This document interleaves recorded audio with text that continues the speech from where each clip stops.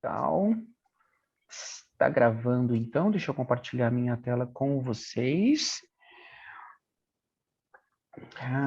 Ontem, recapitulando o finalzinho do nosso primeiro dia, eu passei uma tarefa para vocês, que era, de acordo com o que nós estudamos, analisando aqueles 4 cases de cada uma daquelas 4 empresas, e depois fazendo uma análise também do diagnóstico. Opa, acho que a Milena caiu. Caiu? Deixa eu ver aqui, acho que ela mexeu no botão errado lá. Deixa eu aguardar um minutinho aqui só para ver se ela volta. Acredito, eu vi ela mexendo assim, ó, com o dedinho, talvez ela tenha clicado no botão errado. Ah lá, tá voltando. Eu falei que eu vi você mexendo com o dedinho assim, você clicou no botão errado? Cliquei no botão errado. Foi mal. Agora vai. Eu falei para a Laline, eu falei, ó, eu vi o dedinho dela assim, ela deve ter clicado em algum lugar errado. Show de bola. Acontece. Então, a gente fez a análise daqueles resultados da empresa XPTO, e aí eu pedi para vocês levantarem, de acordo com os resultados, 2 aspectos positivos e 2 pontos de atenção. Vocês conseguiram dar uma olhadinha no material? Conseguiram levantar esses aspectos, esses pontos? O que vocês me falam? Vou ser sincera, me senti naquelas crianças assim que chegam no dia da aula e faz tudo, só pediu cópia para lá ali, só faltou isso. Eu estava fazendo isso agora há pouco. Mas tá bom, vamos fazer junto? O que vocês acham? A gente pode fazer junto aqui. Pode ser. Que aspecto positivo que a gente poderia levantar diante dos resultados que nós observamos da empresa XPTO? Eu não vou nem colocar no modo apresentação para eu não perder a oportunidade de utilizarmos a parte editável aqui do PPT. Então, só recordando, a gente tem essa configuração, quando a gente plota o resultado dos colaboradores, inclusive os líderes, em relação à cultura atual desejada e do CEO. Lembrando que é essa configuração que o CEO passou para a empresa. Eu trouxe aqui um dado que ontem eu não havia trabalhado com vocês. Se a gente for pensar em termos de objetivos estratégicos, e talvez essa informação também nos ajude a fazer o exercício, em termos de objetivos estratégicos, o CEO determinou que esses são os 3 principais objetivos estratégicos que ele queria que a empresa atingisse no ano em que essa empresa foi avaliada. Então, o primeiro objetivo estratégico era ultrapassar o principal concorrente e se tornar a primeira no segmento XPTO. O segundo objetivo estratégico era consolidar a empresa XPTO como uma marca que se preocupa com a qualidade de seus produtos e ou serviços. E o terceiro objetivo estratégico era obter a certificação do Great Place to Work, como uma das melhores empresas para se trabalhar no segmento. E aí a configuração dele foi de 0 a 100, 25% congregação, 25% inovação, 50% mercantil e 5% controle. Quando a gente sai dessa configuração de plotagem aqui e começa a analisar separadamente, a gente vê que a cultura mercantil é a primeira, do ponto de vista do CEO, que deve ser buscada. A segunda, junto com inovação, é a congregação. E a quarta, que seria o controle. E depois a gente tem a visão atual e desejada dos colaboradores. Vimos também o diagnóstico dos colaboradores falando em relação às lideranças e qual a diferença quando a gente analisa o que eles enxergam da forma como os líderes atuam em termos de cultura e como eles desejariam que os líderes atuassem em termos de cultura. Diante desse cenário aqui, e até utilizando essa informação nova dos objetivos estratégicos, qual é um ponto positivo que a gente poderia determinar em relação ao diagnóstico da empresa XPTO? Deixa eu fazer uma pergunta antes. Claro, Bota um pouquinho um slide antes. Esse daí, então, é determinado pelo CEO, não é o que seria o melhor para o mercado dele. não, pelo CEO. Obrigado pela sua pergunta, Milena. E é importante a gente entender o seguinte: essa informação que eu vou trazer para vocês é uma informação real, ok? Ela aconteceu antes da pandemia, tem a ver com uma empresa grande do segmento odontológico, uma dessas grandes franquias do segmento odontológico, e empresas que atingem, como essa empresa que eu estou dando exemplo para vocês, essa magnitude de ter centenas, quiçá milhares de unidades espalhadas não só no Brasil como fora do Brasil, eles têm condições de ir até o mercado e trazer o CEO que eles entendem que é o CEO mais adequado para a empresa.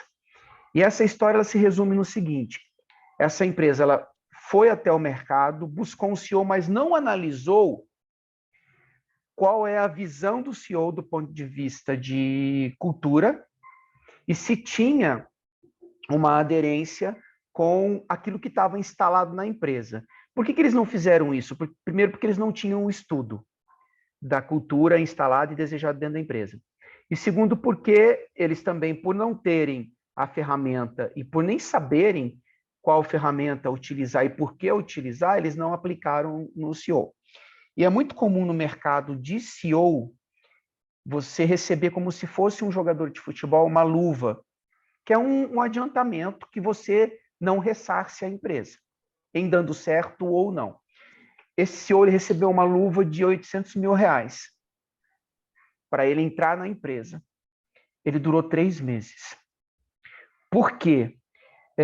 Não houve, de novo, a configuração do CEO em relação ao que ele esperava para a empresa, da maneira como nós estamos fazendo aqui, conscientemente. Mas quando ele aterrissou dentro dessa empresa, ele quis colocar a visão dele. E a visão dele não bateu com a visão da cultura que já estava instituída dentro da empresa. E aí ficou aquela briga de foice entre conselho deliberativo, acionistas e CEO. O cara durou 3 meses. Tudo bem, embolsou R$800 mil, mas durou 3 meses. Então, é fundamental que a gente, quando for desenvolver um trabalho de consultoria, que a gente dê essa liberdade para que o CEO mostre, antes mesmo da gente fazer qualquer tipo de análise, para que ele mostre qual é o caminho que ele quer seguir. Se ele não tem ainda o conhecimento de quais são as principais características de cada uma das culturas, igual eu havia dito antes, ontem a gente explica para ele, sem problema nenhum. Em 10, 15 minutinhos a gente explica isso. E aí ele dá a visão dele, e aqui, Milena, sem a nossa interferência. Ok? Visão do CEO, que foi o que aconteceu aqui. Ele trouxe a visão dele sem a nossa interferência. Ficou claro para você isso? Não, faz sentido a gente ter que conduzir de acordo com o CEO, porque a empresa escolheu ele, né? Então, o partido da empresa, entendi. Perfeito, foi a empresa que escolheu ele. E ele que está no maior cargo que uma empresa possa ter hoje, se ela funciona dessa forma. Tudo bem que ele responde para o conselho deliberativo, mas tirando o conselho deliberativo, é o CEO que manda na bagaça. Literalmente, falando no português claro, é assim que acontece. E aí a gente tem diferentes nuances. A gente pode ter um CEO que veio de mercado, a gente pode ter um CEO que foi instituído pela família instituiu o CEO, que pode ser um próprio familiar ou não, pode ser uma pessoa de confiança, o que muitas vezes não acontece de ter um casamento entre o CEO e competência técnica, porque às vezes o que pesa mais não é a competência técnica, e sim a confiança que aquela pessoa enseja no grupo do conselho, do presidente, dos diretores, enfim. Nesse caso aqui, a gente está falando de na empresa XPTO, a gente está falando de um CEO de mercado, tá? Então, esse CEO determinou essa visão aqui para a empresa. Dito isso, como que a gente poderia estabelecer aqui um ponto positivo da configuração desses resultados? Chuta sem medo nenhum de errar. Vamos lá, Aline. Eu coloquei que tem um básico alinhamento entre a liderança e a equipe. Opa, porque a diferença entre os dois, na visão dos dois, não está tão distante como a do CEO com o restante. Então, vamos lá. O que faz sentido, porque se essa equipe, mesmo os líderes e tudo estão nessa cultura, né, eles estão já, né, com isso instalado neles, né? Show de bola. Então, olha lá. Quando você fala que tem um básico alinhamento entre a liderança e a equipe, se a gente observar esse gráfico aqui, que está plotado o resultado de como eles enxergam a cultura atual e como eles enxergam a cultura atual do líder e como eles enxergam a cultura desejada do líder, a gente percebe que não está muito distante. Por exemplo, quando a gente analisa esse gráfico aqui, que fala sobre a cultura da empresa como um todo. Faz sentido, então, o que você trouxe dessa aderência. Agora, tem uma questão importante que a gente poderia levantar aqui, Laline e Milena, em cima dessa sua colocação, Laline, que é a seguinte. Pode acontecer de dentro de um aspecto positivo, como esse que você levantou, a gente ter alguns pontos de atenção que podem ser chamados também como força antagônica. Qual seria a força antagônica? E aqui as setas elas estão elucidando isso, estão simbolizando isso. Qual seria a força antagônica? Ou seja, o que está puxando para o lado contrário esse alinhamento que existe entre a liderança e a equipe? Pensamento do CEO. Show de bola, Milena. Então, o CEO está puxando para o lado contrário. E aí, se a gente fosse parar para pensar se isso fosse realmente ser instituído, a força maior de resistência ia estar para os dois lados. Não ia ter só uma resistência da equipe, mas dos líderes também. Dos líderes também. Agora eu lembrei, quando a gente começou hoje, o que eu queria trazer para vocês, e esse é o momento mais adequado para isso. Eu fiz uma enquete com uma galera de recursos humanos, e a minha pergunta foi a seguinte: a cultura determina o perfil ou o perfil, o conjunto dos perfis, determina a cultura?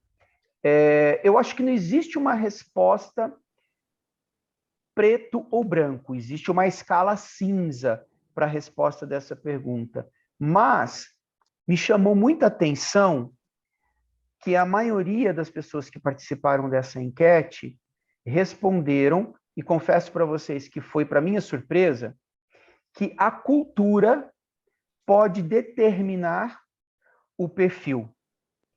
Aí, como eu tinha uma certa... do ambiente, né?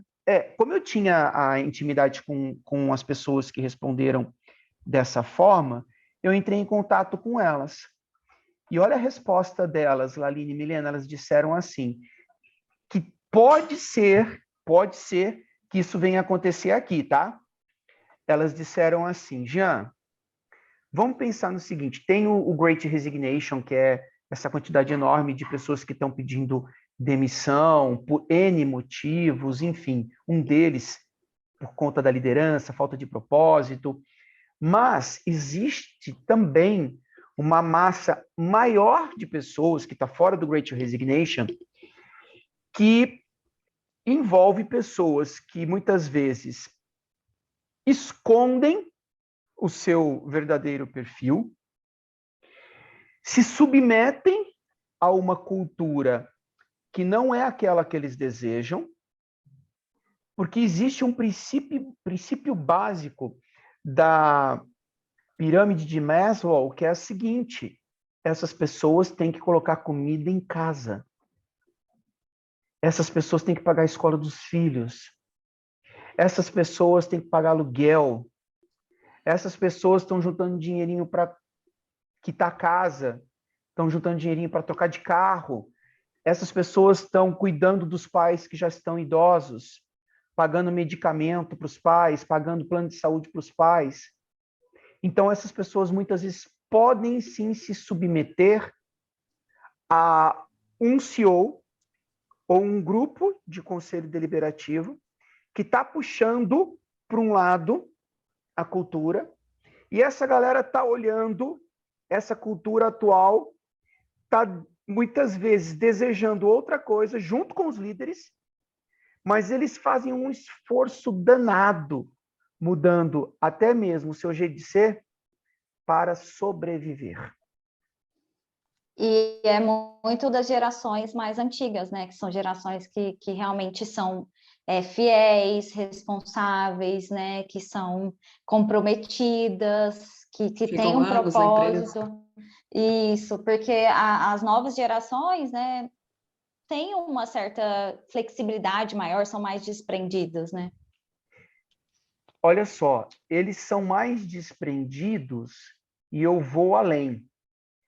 Eles têm uma noção mais clara do que a minha geração, por exemplo, que é a geração X, de que, por mais que não seja fácil, eles conseguem se remunerar, às vezes com serviços e produtos que na época da minha juventude era visto como hobby. Por exemplo, eu conheço pessoas que saíram do mercado de trabalho para vender brigadeiro.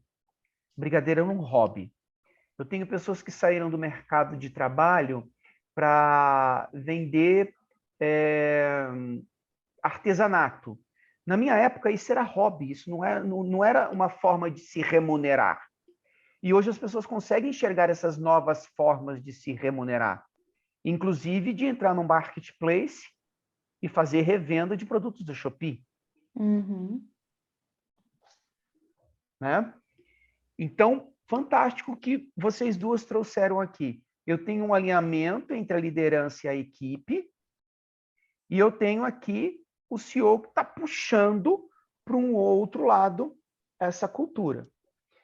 E quando a gente observa essa galerinha que está com um alinhamento com a liderança e está destoando do CEO, basicamente o que está destoando é essa busca desenfreada pela cultura mercantil.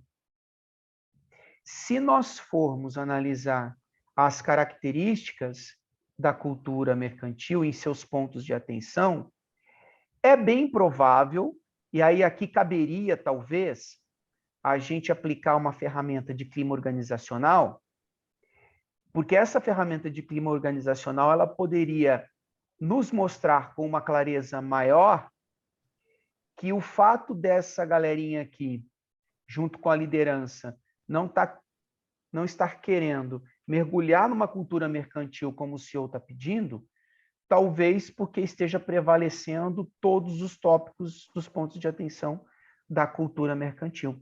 E aí nem precisa ser uma pesquisa tão rebuscada, igual aquela que a gente implementava, por exemplo, com a Solids. Pode ser um Google Forms com ali umas 10, 11 perguntas estratégicas, já conseguiria fazer esse tipo de levantamento. Faz sentido isso para vocês? Sim. Show de bola. Deixa eu colocar esse quadrado aqui, então. Esse quadrado que não é um quadrado, acho que é um retângulo. Deixa eu preencher essa forma. Legal, preenchi ela aqui. Mais alguma coisa que vocês gostariam de destacar, como, de repente, a gente tendo de positivo em relação aos resultados da empresa XPTO? A única coisa que eu achei de mais positivo é essa busca por um diagnóstico, né? Por um alinhamento de conseguir enxergar essas questões. Ok. eu queria refletir com vocês sobre esse objetivo estratégico aqui, ó. Consolidar a empresa XPTO como uma marca que se preocupa com a qualidade de seus produtos e serviços. Relembrando o que nós vimos ontem em relação às características das empresas que foram cases para nós aqui, a Fleury, a empresa Fleury, que está dentro de uma cultura de controle,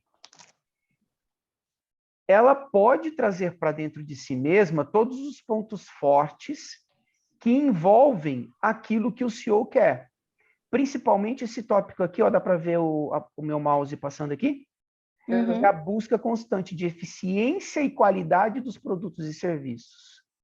Gente, o CEO, quando respondeu aquilo lá, ele não fazia ideia de que o que ele estava falando era um dos pontos fortes da cultura de controle.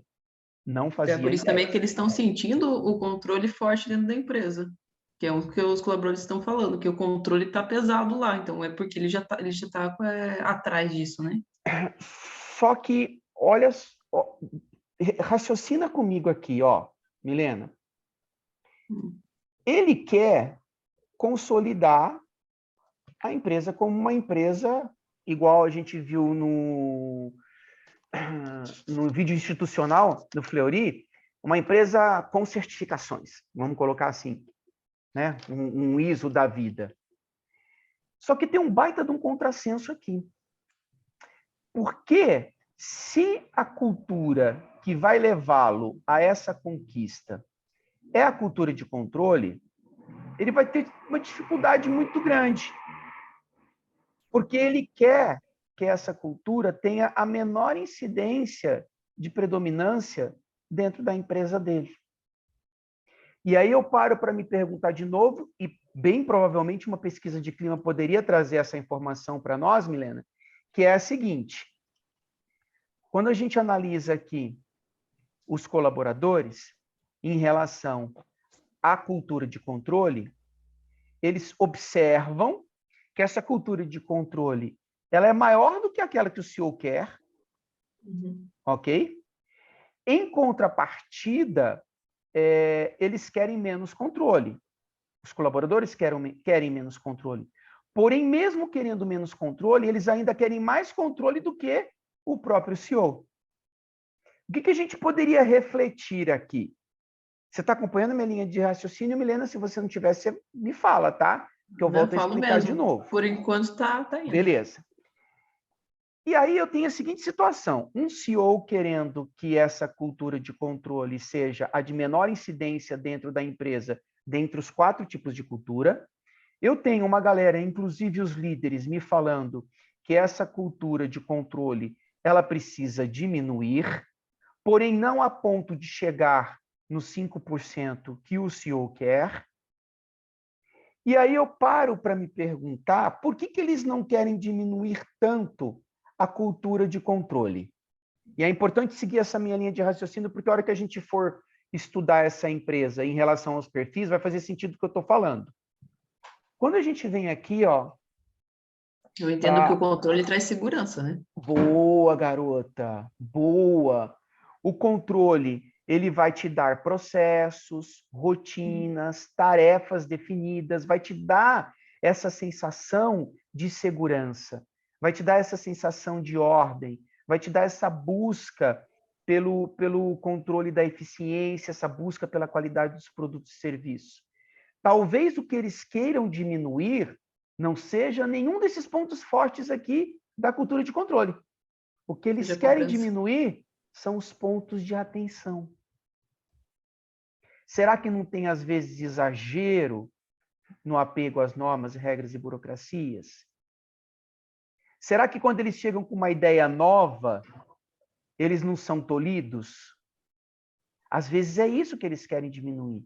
E olha que interessante isso. Quando a gente vai montar uma pesquisa de crime, não precisa ser do RH, não precisa ser mestre em educação, não precisa ser psicólogo como a Laline. Você, como biomédica, tendo o conhecimento dos tópicos, dos pontos de atenção aqui da cultura de controle, poderia pegar esses próprios tópicos e fazer perguntas para analisar o quanto que cada um desses tópicos estão atrapalhando o dia a dia desses colaboradores, a ponto deles quererem diminuir um pouco, não tanto quanto o CEO, a ponto deles quererem diminuir um pouco a cultura de controle instalada dentro da empresa. Então, eu poderia trazer para cá, como um ponto de atenção, se vocês concordarem, vai ficar aqui, senão a gente apaga depois, o CEO querer melhorar a qualidade dos serviços e produtos, porém sem privilegiar a cultura de controle. Eu diria até o seguinte, porém, ao invés de colocar sem privilegiar, negligenciando a cultura de controle. E aqui a gente tem um ponto de atenção. Faz sentido isso para vocês? Mas ele já não entende que esse controle é, digamos assim, deixar as pessoas mais autônomas, delas irem, tomar as consequências dela, fazer as coisas, sem ele ficar ali toda hora pedindo? Repete a pergunta de novo. Não seria, digamos assim, tipo uma interpretação, quando a gente, não sei como é que ele faz para coletar esses dados, mas Certo. na hora de coletar os dados, ele foi lá e perguntou para esse CEO sobre controle, o que ele acha sobre o controle da empresa, e ele colocou 5% lá. Perfeito. Eu entendo, na cabeça dele, esse 5% para ele é aquela parte de considerar, por exemplo, que eu não vou ficar em cima desses funcionários, eles vão ser autônomos de ir atrás, eu não preciso ficar no controle, eu quero que eu tenha mais controle na parte mercantil, na interpretação, entende? Perfeito, perfeito. Aí é que mora a grande sacada do processo de consultoria, que somos nós, Jean, Milena e Laline, deixar claro para o CEO o seguinte: o que você entende sobre controle quando você quer dar 5%? Se a resposta dele for eu não quero criar uma empresa engessada em que os colaboradores ficam preocupados em fazer as coisas só depois de perguntar para a liderança, só depois de perguntar para o CEO. Opa, essa sua preocupação não necessariamente ela tem a ver com o significado de controle. Você, quando diz que você está preocupado de perder a autonomia, você não está falando... Cadê a cultura de controle? Ah, achei. Você não está falando de pontos fortes da cultura. Você está com medo de um ponto de atenção. E quando a gente vai instituir cultura, se a gente for pelo pontos de atenção, a gente já começa dando ré na empresa. A gente tem que sempre instituir percentual de cultura, levando em consideração os pontos fortes. Entendi. Por isso que a tua pergunta foi importante, né? Então, se esse CEO tivesse nas suas mãos, você diria assim para ele: CEO, olha, eu estou entendendo aqui o que você está dizendo. Essa sua preocupação faz sentido em relação a um ponto de atenção da cultura de controle. Mas quando a gente vai instituir percentual de cultura dentro da empresa, a gente leva em consideração sempre os pontos fortes. Porque vamos partir do seguinte pressuposto.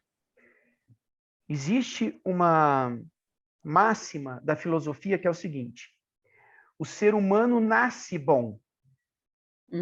Porém, por não querer exercer a sua bondade, às vezes ele coloca os pés pelas mãos. Então, a gente não pode cometer o equívoco de achar que eu vou dar um percentual menor para a minha cultura para ela não nascer má. eu tenho que colocar um percentual da minha cultura para ela nascer boa.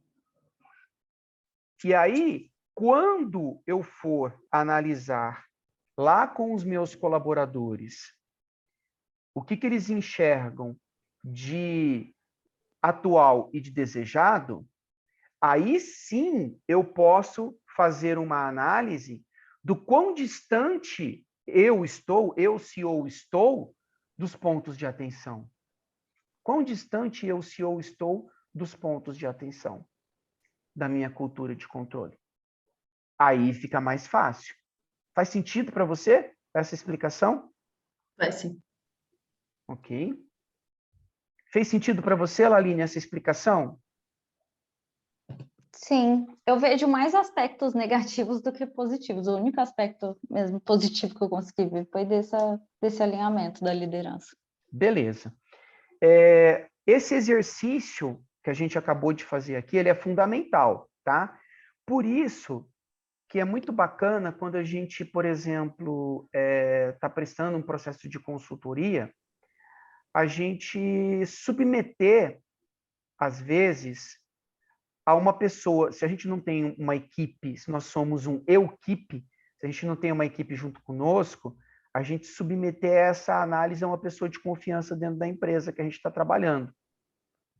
Para essa pessoa fazer esse processo de exercício de raciocínio junto conosco, para mergulhar um pouco mais fundo na superfície, a gente não ficar tanto na parte mais rasa da análise do diagnóstico, ok?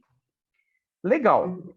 Dito isso, nós vamos agora para a parte de perfil. Vocês querem tirar alguma dúvida com relação à cultura ou a gente já pode ir para perfil? Dá para ir para o perfil. Pode ir. Pode ir? Beleza, então. Uhum. Diga para mim, por favor, uma palavra ou uma frase que vocês entendem que corresponde a perfil comportamental.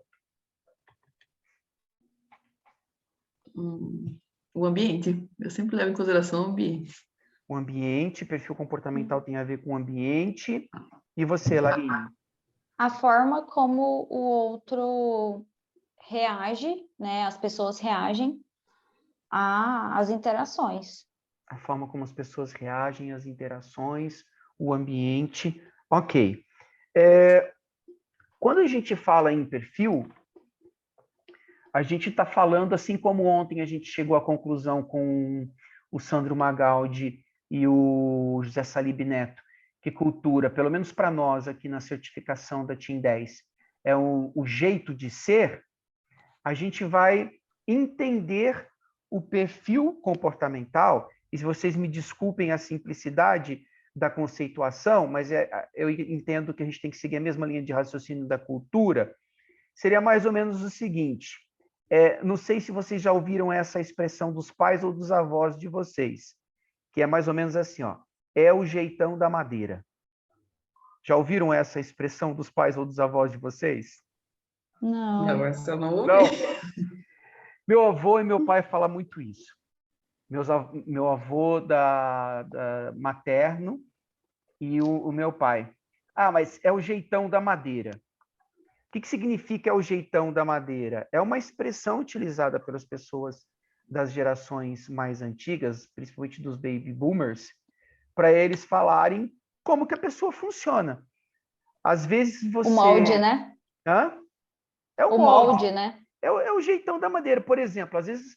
Por que eles falavam isso, né? Porque às vezes você ia...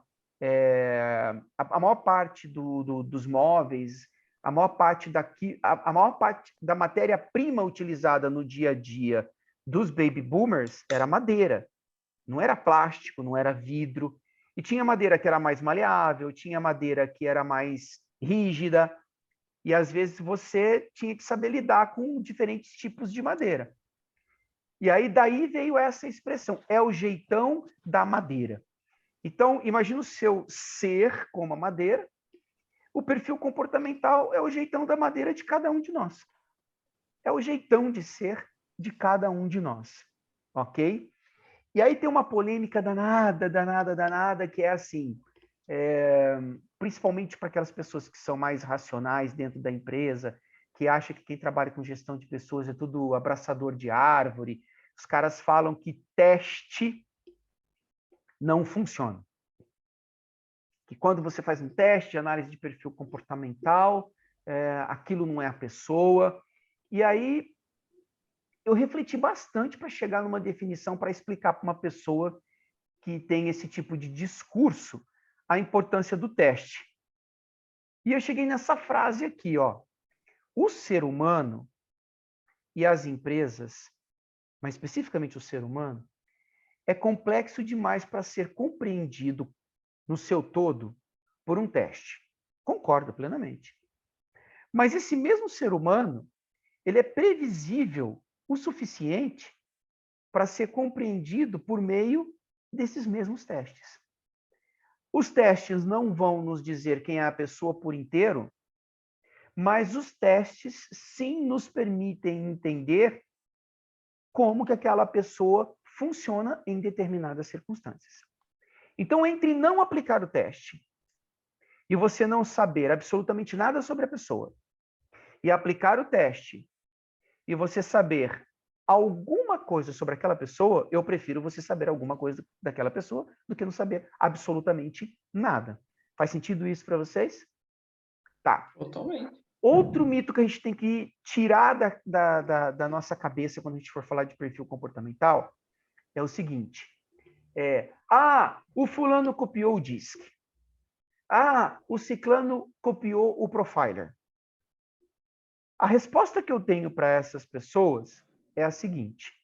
Olha, se vocês querem processar quem copiou o DISC, se vocês querem processar quem copiou o Profiler, se vocês querem tomar para si mesmos que vocês são os donos da verdade, vamos buscar, então, quem de fato merece o crédito para análise de perfil comportamental? Vamos. Então, tá bom. Vamos voltar 2000 anos antes de Cristo, num cara chamado Hipócrates, que analisou os 4 perfis. A gente vê se tem descendentes ainda, e aí a gente paga royalties para esses caras. Porque é Hipócrates que, de fato, na história da humanidade, mostrou, 2000 anos não, 700 e poucos anos antes de Cristo. Errei aqui na conta. Então, há 2.700 anos atrás, aproximadamente, Hipócrates já estudava os perfis comportamentais, com outros nomes. Inclusive, não sei se você já leu, Laline, Milena, mas eu indico para vocês um livro que se chama Os 4 Temperamentos que Deus lhe deu. Já ouvi falar. É muito legal. Os 4 temperamentos que Deus lhe deu. Fala sobre o estudo inicial de Hipócrates em relação aos perfis que ele chamava de temperamento, não chamava de perfil. Então, você tem lá o sanguíneo, você tem o fleumático, você tem o melancólico, e sanguíneo, fleumático, melancólico e o colérico. São os 4 temperamentos. E nesse livro é um casal católico e a capa do livro são 4 santos da Igreja Católica. Tira a parte religiosa, tá? São 4 santos da Igreja Católica e eles falam o temperamento predominante de cada um desses santos. E no livro eles falam assim: se você tem uma namorada sanguínea e você é melancólico, o que vai dar certo e o que vai dar errado? Ou o que você pode ajudar no relacionamento ela a melhorar e o que ela pode te ajudar a melhorar. E eles falam um relacionamento pais e filhos também. É muito legal. Então, para a gente resumir aqui, o ser humano ele é complexo demais para a gente entender por intermédio de um teste de perfil comportamental, mas ele também é previsível o suficiente para ser entendido por meio desse mesmo teste. Beleza? A gente vai dividir os testes também nos 4 tipos. Então, a gente vai dividir em competidor, comunicador, conciliador e cauteloso. De novo, vocês podem encontrar diferentes terminologias. Competidor, vocês podem encontrar no Profile como executor, ou no DISC como dominante, ou lá em Hipócrates como colérico, e aqui o comunicador lá em Hipócrates vai ser chamado de sanguíneo. Enfim, a gente vai ter diferentes nomenclaturas para cada um deles, ok? A essência permanece sempre a mesma. Para nós não perdermos nossa linha de raciocínio, nós vamos fazer uma análise de predominância de perfil comportamental de acordo com as empresas que nós estudamos os perfis da cultura de cada uma dessas empresas. Então, a gente aqui vai analisar primeiro a empresa Fleury. Ao invés de a gente ver um vídeo e quais são as principais palavras, igual nós fizemos ontem, que surgem nesse vídeo, aqui a gente vai analisar fotos reais de colaboradores, e a gente vai analisar sempre assim, meninas, ó, da esquerda para a direita, os 2 ou 3 primeiros sempre vão ser os colaboradores. E o último e o penúltimo, que é nesse caso aqui, sempre vão ser os CEOs ou presidentes. Então, aqui eu tenho 2 fotos de colaboradores do Fleury e uma foto de cada uma das pessoas que ocupam a alta gestão da empresa. O que mais chama a atenção de vocês aqui, já lembrando um pouco sobre a cultura que nós estudamos ontem, que é a cultura de controle? O alinhamento, né, das vestimentas, totalmente, né?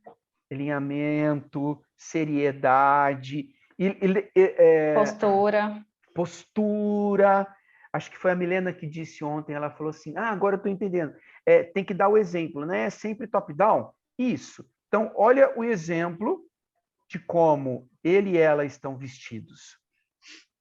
Eles estão passando uma mensagem.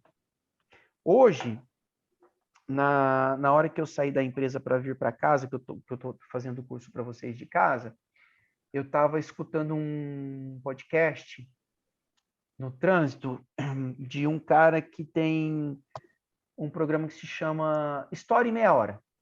É bem legal. Em 30 minutos ele fala pontos importantes da história. E esse episódio que eu estava que eu estava ouvindo, estava falando da princesa Elizabeth II. E aí ele estava explicando por que é tão importante a figura de uma rainha para o jeito monárquico de dirigir um país ou um império. Basicamente é transmitir valores e símbolos. A alta gestão não é muito diferente de uma monarquia. A alta gestão também transmite valores e símbolos. Esse cara e essa moça estão transmitindo valores e símbolos para essas pessoas que aqui estão. E vocês conseguem perceber, tanto nessa moça aqui, ó, que eu estou passando o mouse, quanto nessa outra aqui, um acessório que mostra essa sobriedade? Ó, nessa moça, o lenço. Tanto nessa moça aqui, quanto nessa daqui, nós temos um acessório que mostra essa sobriedade. O lenço é meio que aquele quê de charme, aquele quê de um pouco mais de seriedade, aquele quê de vou cobrir um pouco mais o seu busto. É essa mensagem que está passando aqui. E, geralmente, via de regra, agora eu quero tirar um pouquinho de algumas baias aí, de alguns vieses, tá? É óbvio que se a gente for analisar o Fleury por departamentos, cada departamento vai ter a sua principal característica de predominância de perfil comportamental. Aqui a gente não tem condições de fazer essa análise, porque nós teríamos que estar dentro da empresa. A análise que nós estamos fazendo aqui é uma análise daquilo que o Google nos entrega de informações. Ok? Então, de acordo com aquilo que o Google nos entrega de informações, de acordo com a cultura que nós vimos e estudamos ontem, o perfil que mais encaixa com o Fleury, com o laboratório, é um perfil cauteloso. Quais são as forças desse perfil cauteloso? A gente sempre vai trazer aqui 4 forças e 4 pontos de atenção, ok? As quatro forças, perdão, de um perfil cauteloso são o detalhismo, a capacidade analítica, a cautela e a precisão. Via de regra, pelo estudo que nós fizemos ontem, de acordo com o vídeo institucional, e pela análise que nós podemos fazer dos colaboradores, desde a alta gestão até os demais, daquilo que o Google nos traz de fotos, de imagens da empresa, esse perfil tende a ser o perfil predominante da empresa como um todo, sem departamentizá-la. Ok? Agora, este perfil, e aí se vocês quiserem anotar isso, eu acho que é super bacana, tá? Vocês podem até ditar o que eu vou falar. Posso falar? Sim. Os pontos de atenção de cada perfil, vai valer para todos, tá? Os pontos de atenção de cada perfil, vírgula, surgem principalmente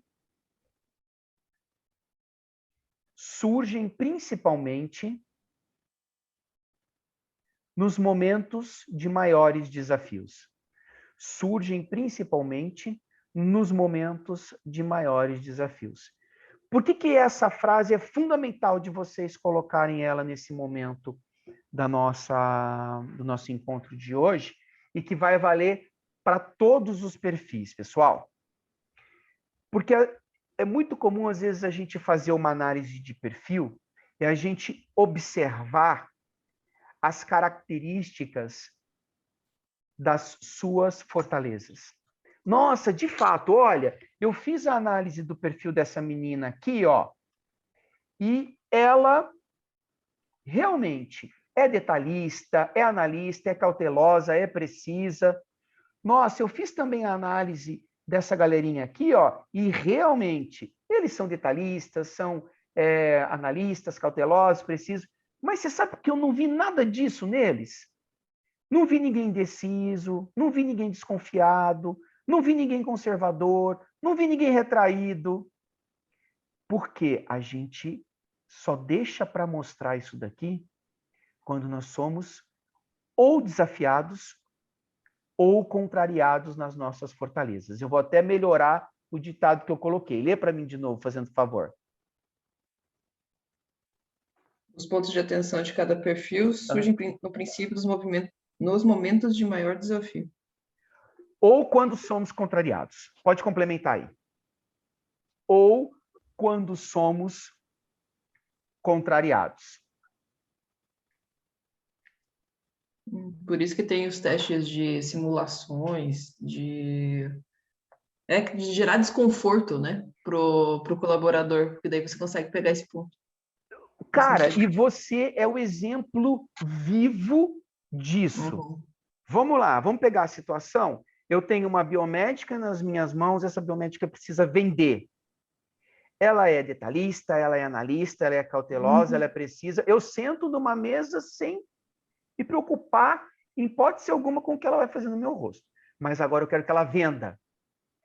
Quando eu quero que ela venda, ela fica retraída. Indecisa, Ela fica não dá pra fazer. indecisa, desconfiada, conservadora. Conservadora. Por quê? Foi imposto um desafio e você está contrariando a essência do perfil dela. Aí ela se mostra em relação aos seus pontos de atenção. Tem gente que brinca porque a gente fica bom nesse negócio aqui, né, cara? Principalmente se a gente lida com isso dia a dia, tem uma hora que você fica bom com isso. E aí você pode fazer algumas brincadeiras. Do tipo assim, olha, gente, você chega para o franqueado ou você chega para o gestor e fala assim, olha, fiz análise lá do perfil dessa garota, ela é cautelosa. Ela é assim, assim, assim, assim, assim. Mas, em momentos de desafio, quando ela for contrariada, ela pode ficar assim, assim, assim, assim. Aí o gestor e o franqueado, imagina, ela nunca vai ser desse jeito. Eu tô com essa menina faz 6 meses, ela nunca apresentou nenhuma dessas características aqui. Ah, é? Juliana, vem cá, faz favor. A partir de amanhã você vai ter que vender. Senta aqui e faz uma venda para mim. Ela vai Nossa, apresentar aí a gente tem bola de exatamente. cristal, né? Ela vai apresentar exatamente essas características aqui. Ok? Faz sentido isso para vocês? É demais. Sim. Show de bola. Gente, as Apos. Jean, cadê o CEO das Apos?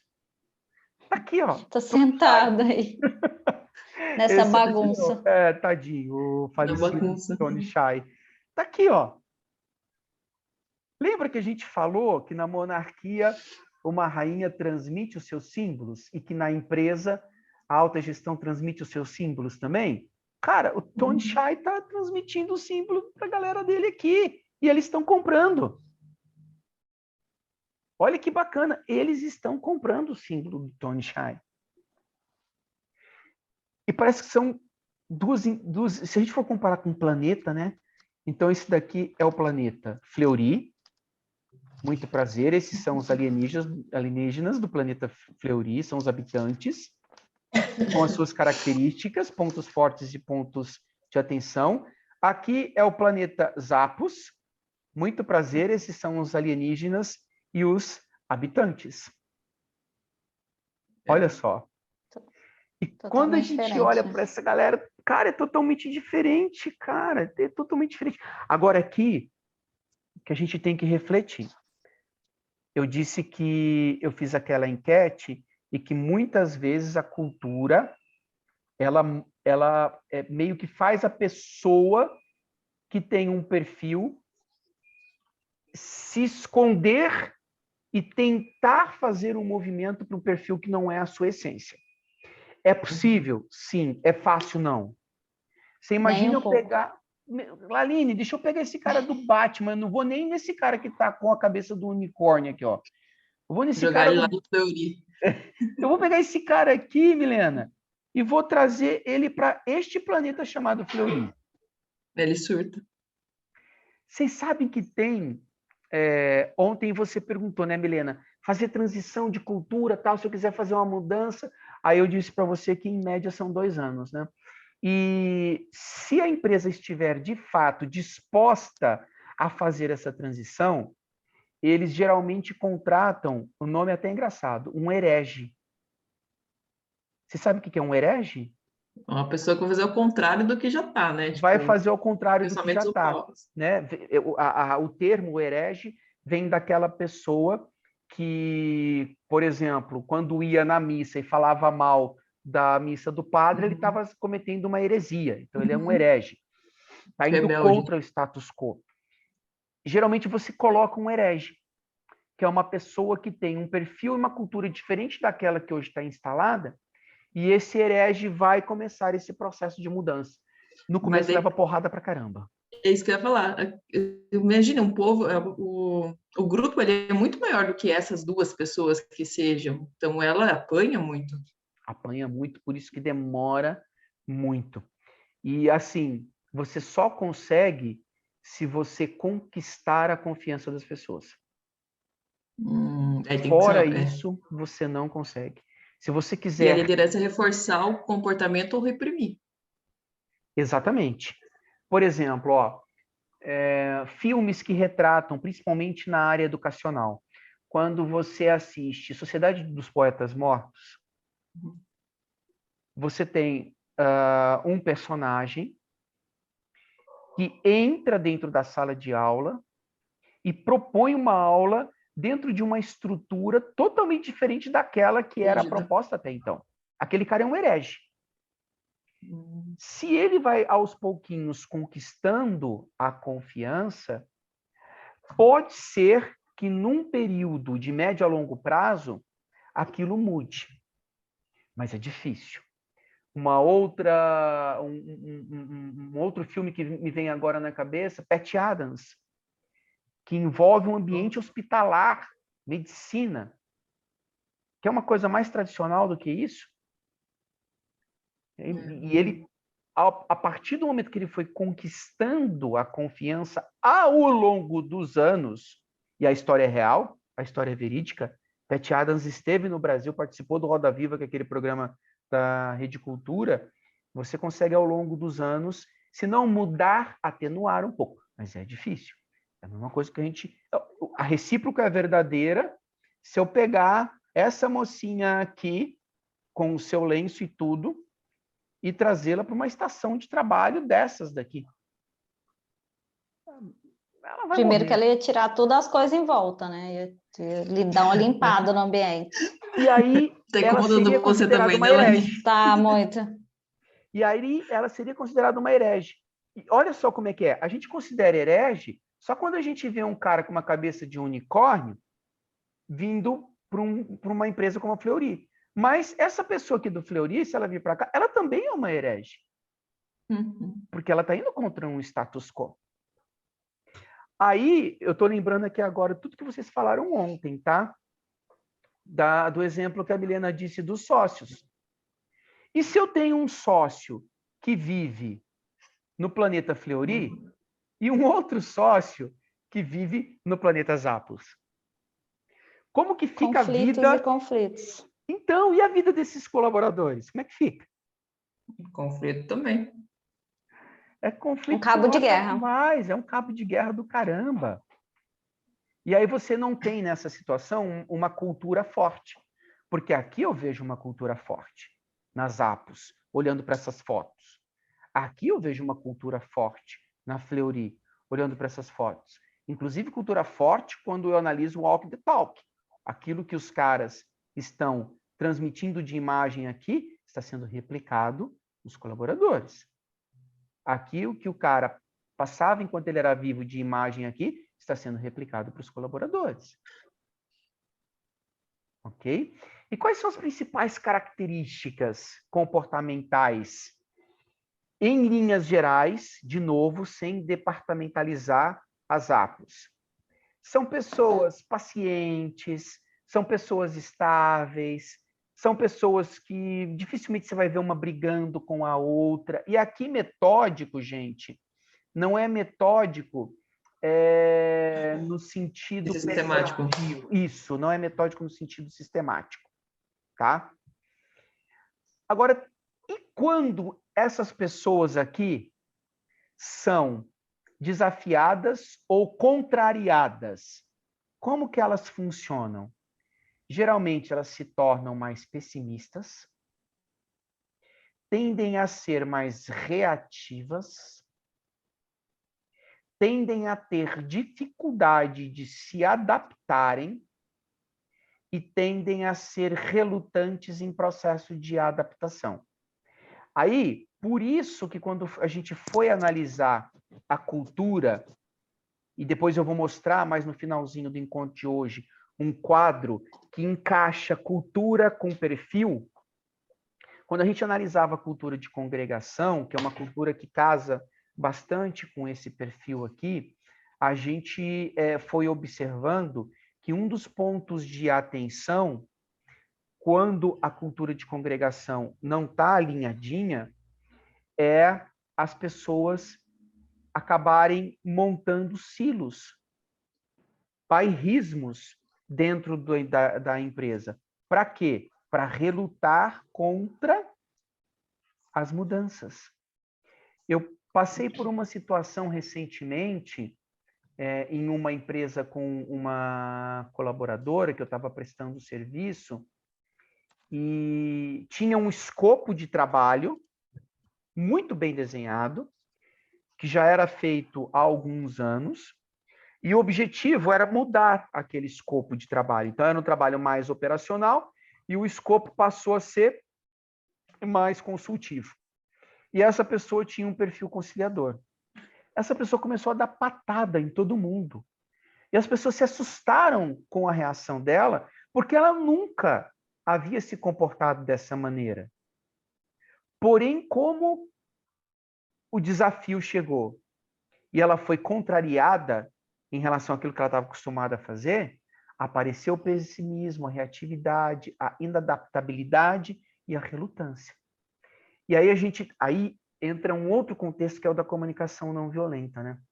Porque é o seguinte, essa pessoa, ela está agindo desse jeito aqui porque algumas necessidades dela não estão sendo atendidas. Se a gente entender quais são as necessidades delas que não estão sendo atendidas, se for possível, dentro daquilo que foi estabelecido pela empresa, a gente consegue resgatar essa pessoa. Agora, se não for possível, geralmente é uma pessoa que, se não estiver disposta a se desenvolver para tentar fazer uma transição aí de perfil para um mais próximo daquela nova cultura que a empresa está implementando, essa pessoa ou ela vai pedir demissão ou ela terá que ser desligada. Ok? Próxima. Olha aqui. Olha que interessante. Lembra que a gente assistiu no vídeo institucional das Apos e do Google? A gente falou assim, nossa, parece, né, uma empresa com a outra. Elas são de tecnologia, apesar das Apos usar tecnologia. Eu falei para vocês ontem que é uma empresa que vende sapato. Uhum. Olha que bacana. Vocês percebem que não é essa imagem que eu estou passando o mouse aqui. Não é uma imagem como a do Fleury, que é essa. Porém, não é uma imagem também como a das Apos. Olha que interessante isso. Parece que está no meio termo, né? Olha só, as estações de trabalho têm ali alguma coisinhas ou outra, um frufru, uma florzinha. Agora, olha a vestimenta também. Não é uma vestimenta tão sóbria quanto a do Fleury, mas não é também tão despojada como a das Apos. Ela fica meio que ali no meio termo. E olha o CEO atual do Google. Ele fica entre o meio termo do Tony Hsieh e dos dois responsáveis pela alta gestão do Fleury. De novo, há uma consonância. Se o Google fosse uma monarquia, o seu CEO está transmitindo exatamente quais são os valores que devem ser disseminados para os demais colaboradores. Faz sentido isso para vocês? Total. Show! Quais são as principais características dessa galera aqui? Geralmente, um pessoal que trabalha dentro de uma empresa como o Google, que é uma empresa de inovação, eles são pessoas extrovertidas, eles são persuasivos, obviamente muito criativos, porque a empresa é de inovação, e tendem a ser também sociáveis. Ah, Jean, mas essas características também não cabem no Fleury, também não cabem nas Apos? Cabe, e tem que caber, porque a gente está falando de um ser humano que, assim como a cultura não é 100% só um tipo, o perfil também não é 100% só um tipo em um ser humano. Ele é distribuído de 0 a 100%. Mas, predominantemente, via de regra, a gente tende a ter uma pessoa com essas características aqui. Em contrapartida, quando eles são desafiados ou contrariados, eles tendem a ser indisciplinados, desfocados, prolixos e exagerados.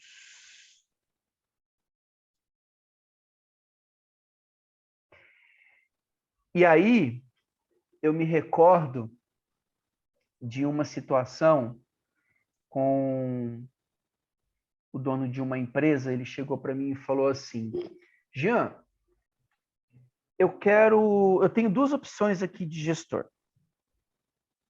Essas duas características. Um era cauteloso, Fleury, e o outro era comunicador, Google. Aí ele me perguntou: qual que eu contrato? E aí tinha a parte do fundo assim da empresa, tinha um cara com um trator passando um trator num terreno baldio. Só que tinha uma figueira, linda, linda, linda. Devia ser centenária a figueira. Falei assim, ó, pensa comigo desse jeito. Quem está naquele trator é quem você quer contratar para ser o gestor da tua empresa. Se você contratar a pessoa cautelosa, ela vai contornar aquela figueira e vai deixar o terreno limpinho sem causar nenhum arranhão naquela figueira. Só que se você quiser que ela faça isso em 3 dias, ela vai fazer em 5.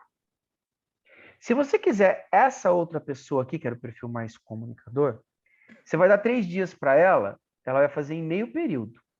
Porém, a figueira não vai existir no dia seguinte. Ela vai arrancar a figueira do lugar.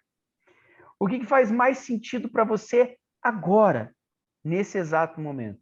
Ah, faz mais sentido arrebentar com a figueira, mas pelo menos o negócio acontece. Falei, beleza. Quais são os ônus disso? Você vai ter uma pessoa que nos momentos de desafio, quando ela for contrariada, vai aparecer isso daqui. Ah, não, tô ciente. Aí não deu 6 meses. Apareceram todas essas características aqui. E aí, o que eu faço quando essas características aparecem? Aí entra nos planos de ação que a gente vai ver mais à frente, provavelmente no próximo encontro. Né? Que plano de ação que eu tenho que determinar com uma pessoa que apresenta nos momentos de desafio e nos momentos que é contrariado? Indisciplina. Falta de foco. Eu tenho que ajudar essa pessoa a se desenvolver, obviamente, se ela estiver disposta a se desenvolver. Porque, às vezes, é melhor eu desenvolver essa pessoa para diminuir a incidência dos seus pontos de atenção, do seu perfil, do que eu ir para o mercado e trazer uma pessoa nova.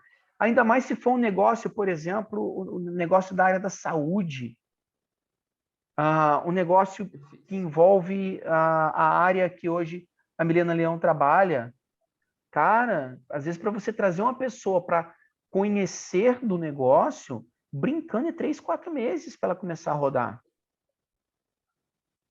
Não é brincadeira isso, não. Tudo bem para vocês até 3, 4 aqui? meses sem faturar, né? Cara, 3, 4 meses sem faturar. E aí, como é que você faz? Não é verdade?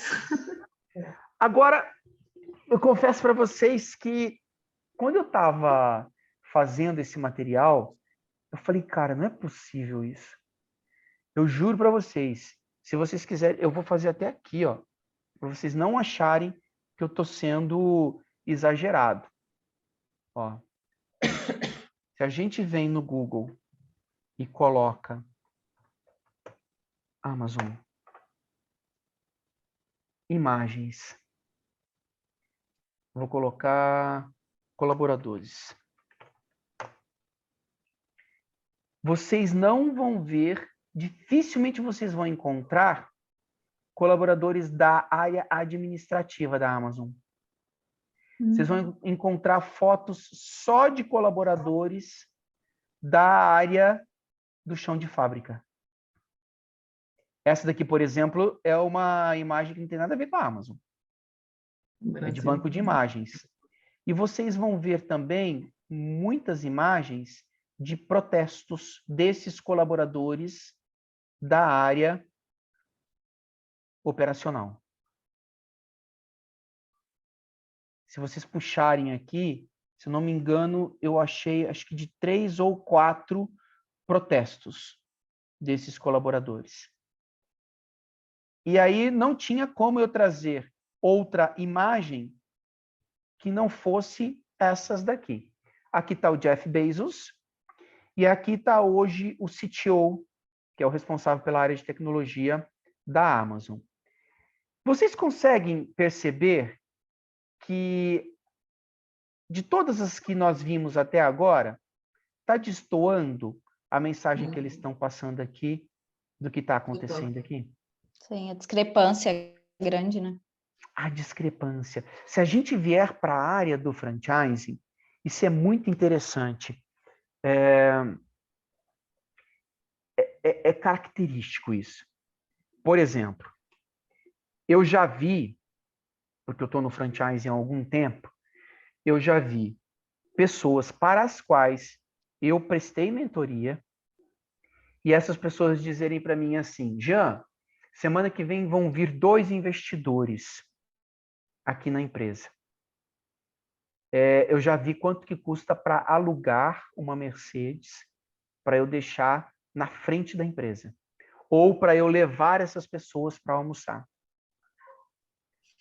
Porque, às vezes, quando a gente vai muito para os pontos de atenção de uma cultura de mercado, como é a da Amazon, você começa a dar tanta importância, mas tanta importância para o status, que às vezes você esquece até de fato quem você é nesse momento.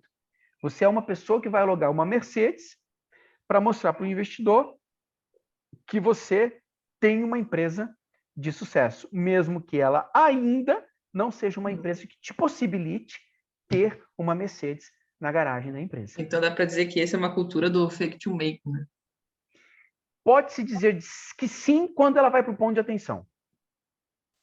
Quando ela vai para o ponto de atenção, pode-se dizer que sim. E eu imagino aqui que os protestos eles estejam muito relacionados a esses tipos de discrepância. Eu fiz uma pós-graduação, eu fiz um MBA recentemente, terminei meu MBA no começo do ano, na PUC, sobre inovação, liderança e gestão 4.0. Eu tive o prazer de ter como professor o dono da reserva. E ele deu uma aula explicando uma coisa que eu achei assim fantástica, que tem a ver com a área comercial. E ele disse assim, olha, a gente tem um programa na reserva que se chama Movendo Céu e Terra pelo Cliente. O que significa isso? A cada 3 meses, a reserva vê quem foi o vendedor a nível Brasil que moveu mais céu e terra pelo cliente. E aí, quem ganhou, pelo menos na época que ele deu a aula para mim, foi um vendedor dele do Rio de Janeiro que estava vendendo para uma família. Estava o pai, a mãe, um menino de 15 anos e o outro irmão devia ter uns 11 anos. E eles foram comprar camisa para o Bar Mitzvah, que, se eu não me engano, é aquela transição que os judeus fazem quando o menino sai da adolescência e passa a se tornar um adulto. E conversa vai, conversa vem, conversa vai, conversa vem. O que esse vendedor fez? Descobriu que a família inteira é flamenguista roxa. Vendeu a camisa para os 2 meninos. Ele, na época, quem era o treinador do Flamengo era o Joel Santana, que era cliente da reserva. O menino foi lá, comprou 2 camisas, o vendedor comprou 2 camisas, uma para cada filho do casal, do Flamengo, pediu para o Joel, se o Joel não podia pedir para os jogadores do Flamengo assinar a camisa, e mandou para a família, falou assim, ó, eu sei que o Bar Mitzvah é uma coisa muito importante para vocês, estou mandando aí 2 camisas do Flamengo autografadas pelos jogadores. Se vocês forem pensar, o quanto ele gastou com a camisa oficial do Flamengo, provavelmente é maior do que a comissão que ele recebeu pelas 2 camisas que ele vendeu. Provavelmente. Só que ele ganhou o prêmio foi de 30 mil reais. O prêmio é de 30 mil reais. Ok? E aí, por que eu estou falando tudo isso? Né? Porque, assim, às vezes a gente pensa em comissionamento dentro da cultura de mercantil, e lembra que a gente conversou ontem que se vai muito para o ponto de atenção, eu vou até mostrar aqui para vocês, ó. Se a gente vai muito para o ponto de atenção dessa cultura, olha só, você acaba valorizando o individualismo em detrimento da cooperação. É um vendedor querendo matar o outro para ver quem vende mais. Uhum. Aí esses vendedores, eles têm lá uma pessoa que ganhou uma comissão de, sei lá, 500 reais, foi a comissão dele daquele mês.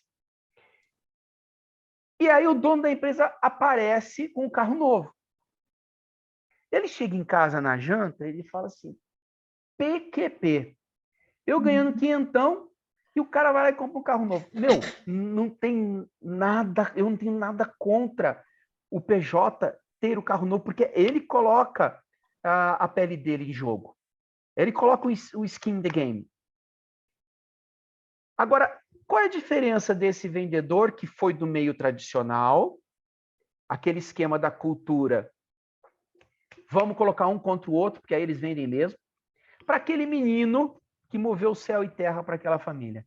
Aquele menino vai chegar em casa e vai falar assim: mãe, aquela família, isso foi o que aconteceu, foi o desfecho de tudo isso, aquela família me convidou para o bar mitzvah deles. A gente fez um vídeo na festa, esse vídeo bombou, viralizou, você não sabe quantas vendas eu fiz a mais por causa daquele vídeo. E repercutiu positivamente para a marca, né? Repercutiu positivamente para a marca, repercutiu positivamente para ele. Ele chegou em casa, teve um discurso diferente na janta com os pais daquele menino que está do meio tradicional, dos pontos de atenção de uma cultura de mercado. Então a gente tem que entender que não é problema nenhum a cultura de mercado. Pelo amor de Deus, os pontos de atenção da cultura de mercado são fundamentais. A Milena, que está na parte mais de ajudar essas meninas a vender, ela tem que amar a cultura de mercado, seus pontos de atenção. Perdão, seus pontos fortes, desculpa. Ela tem que amar os seus pontos fortes e tomar muito cuidado com os pontos de atenção. E, geralmente, qual é o perfil que sobrevive e se dá bem a uma cultura dessa? É um perfil mais competidor. É um cara mais ambicioso, é aquele cara mais proativo, ele é autoconfiante, ele não precisa de ninguém para estar falando para ele o que fazer, ele gosta de autonomia, não adianta ficar pegando no pé dele. E quando ele é desafiado ou quando as coisas não funcionam da maneira que ele quer, passa a ser individualista, impulsivo, autoritário e indiferente. Agora, vamos estudar um pouquinho qual foi o perfil predominante da empresa XPTO, para vocês verem o que é que aconteceu. Antes disso, vamos fazer um resumo aqui sobre possíveis tarefas nas quais cada perfil rende melhor, performa melhor. O competidor, ele vai se dar muito bem a tarefas em que precisa de iniciativa, determinação e liberdade para agir. O perfil conciliador geralmente performa bem em tarefas que precisam de processos claros, organização e sem pressão de urgência. O cauteloso é um perfil que se dá bem em tarefas com precisão, com detalhamento e com intervenções mais técnicas. E o perfil comunicador, naquelas tarefas que envolvem relações interpessoais, extroversão e criatividade. Se a gente for fazer um quadro de plotagem entre cultura e perfis, a gente vai ter mais ou menos uma configuração como essa daqui, ó. Culturas de congregação com match com perfil conciliador, cultura mercantil com match com perfil competidor, cultura de inovação com match com perfil comunicador e cultura de controle com match com perfil cauteloso. Ok? Na prática, voltando lá na nossa empresa XPTO, com os objetivos estratégicos e os percentuais pré-determinados pelo CEO, a empresa XPTO, ao analisar todo o seu time, teve essa configuração de perfil. Em primeiro lugar, um número maior de competidores.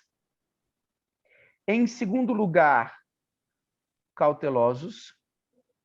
Em terceiro lugar, comunicadores. E, em quarto lugar, conciliadores. O que isso significa na prática? Em primeiro lugar, galera de perfil competidor. E aí, se a gente for pensar em match, está tendo match, eu estou tendo mais perfis de acordo com a cultura que o CEO quer e de acordo com a cultura atual instalada. Então, estou tendo match aqui. Ok? Agora, olha o que acontece quando eu analiso essa solicitação aqui, ó, de se preocupar com a qualidade dos produtos e dos serviços. Eu até tenho um pessoalzinho para fazer isso, que são os cautelosos. Só que aí vem aquilo que vocês perceberam na análise que nós fizemos no exercício no começo dessa noite. O CEO não quer. Então, essa galerinha aqui está sofrendo. Porque eles têm um perfil que poderia ajudar a melhorar a qualidade dos produtos e dos serviços, mas é o menor percentual de preocupação do CEO. Agora eu vou trazer um outro dado para vocês aqui. Foi feito um diagnóstico na empresa XPTO para a instalação da LGPD. E olha o diagnóstico. Apenas 5% da empresa está preparada hoje, ou respeita, ou coloca em prática a Lei Geral de Proteção de Dados. 20% dos processos da empresa estão parcialmente implantados para respeitar a LGPD. E 75% não funciona.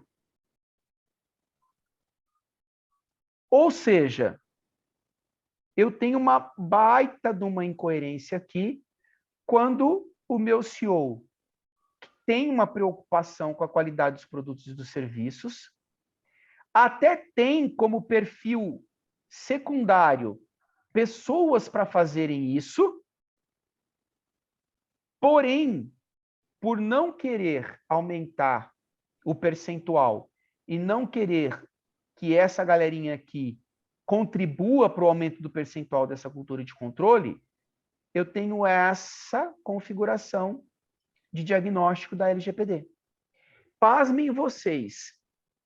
Pasmem vocês. O governo federal, ele pretende, a partir do final de 2023, arrecadar mais com multas de empresas que não respeitam a Lei Geral de Proteção de Dados do que com multa de trânsito no Brasil. Gente, isso é muito sério. Arrecadar mais com multa de empresas que não respeitam a LGPD do que com multa de trânsito no Brasil. E o universo de empresas que hoje respeitam a LGPD é muito pequeno. E aquelas que respeitam são as empresas grandes que têm condições de pagar por uma consultoria que é caríssima para fazer as coisas acontecerem dentro da LGPD. Por que eu trouxe essa informação aqui para vocês? Justamente para a gente ver as incoerências, justamente para a gente ver as incoerências que estão acontecendo entre o que se quer atingir, que está no caminho certo aqui da cultura mercantil, provavelmente a um custo alto da saúde mental dos colaboradores, mas colocando em risco